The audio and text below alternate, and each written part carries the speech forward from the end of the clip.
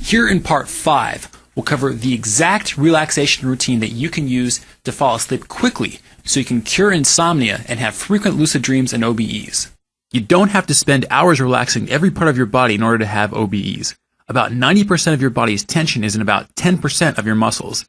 If you just target those key areas, you can relax quickly enough that your body will interpret it as a signal to fall asleep. Most books on relaxation say to lay down and start relaxing at your feet and work your way up to your head. That's not the most effective way to do it because the vast majority of your body's tension is in your jaws, not your feet. The jaw is the strongest muscle area in terms of exerted force.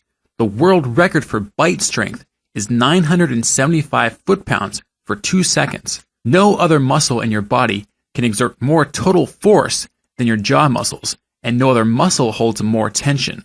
Many people go their whole lives and never consciously think to relax their jaws. This causes bruxism, or teeth grinding, which wears down your teeth and causes other problems such as toothaches, headaches, earaches, tinnitus, which is ringing in the ears, and even dizziness. So the very first thing to do before an OBE induction is to relax your jaws.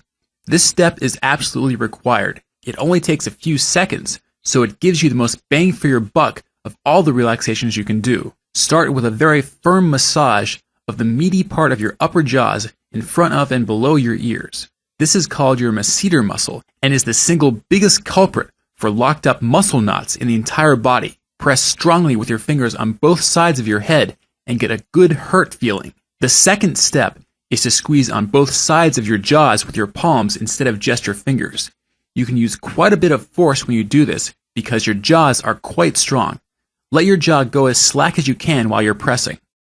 It's common to stretch before and after exercise by stretching your legs by touching your toes. But have you ever stretched your jaw muscles? You may look silly doing this, but it really does go a long way toward relaxing your jaws. So the third step is to relax your jaws as much as you can and then use your fingers to pull your jaws open. You may be surprised by how much your jaws resist your fingers, but by stretching them, you can get the tension out. My grandfather was a professor of a science called relaxology. One of his colleagues could relax his jaws so much that you could wiggle it with your hands and it felt like there was almost nothing holding his jaws on his head.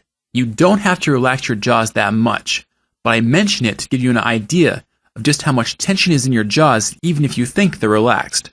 Step 4 is to stretch your arms and chest against the wall. Place a palm flat on the wall and turn the trunk of your body so that you get a good stretch from the very tips of your fingers down your forearm, your bicep, your shoulder, and all across your chest. Exhale all the tension out. Repeat this twice with both arms. Step 5 is to stretch against the wall by placing both palms against the wall and then bending forward. This really targets your shoulder and chest tension. Inhale and exhale fully and slowly 3 times to work out all the tension. Then stand up normally and then repeat the stretch. Step 6 is to stretch the bottom of your feet by propping up your foot against the wall and leaning forward. This will give you a good calf stretch. Repeat this on each foot, and then sit down and massage the individual muscles in the soles of your feet with your hands. Step 7 is to stretch the palm of each hand by pushing your fingers back with the other hand. This also gives your forearms a nice stretch. Step 8 is the last stretching step. Do some slow windmills to relax your shoulders.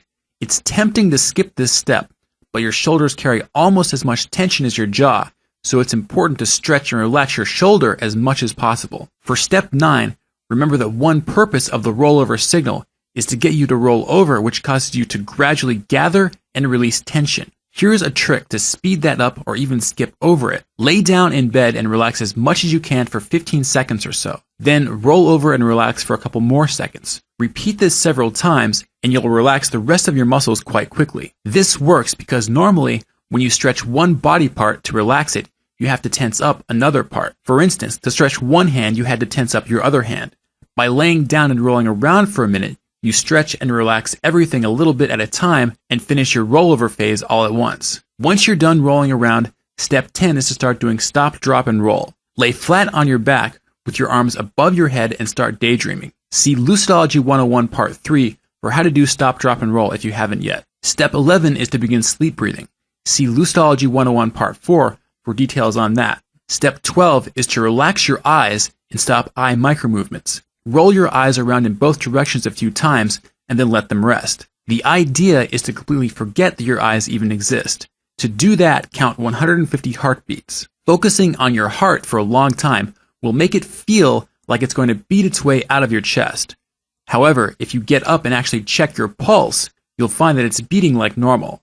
The heart pounding sensation is just a trick of the mind which will help distract you from your eyes. After 150 heartbeats, you've come to step 14, which is to switch on the rollover signal. Drop your arms down to your side and move to step 15, which is to tense and release each muscle group. By now you should be pretty deeply relaxed.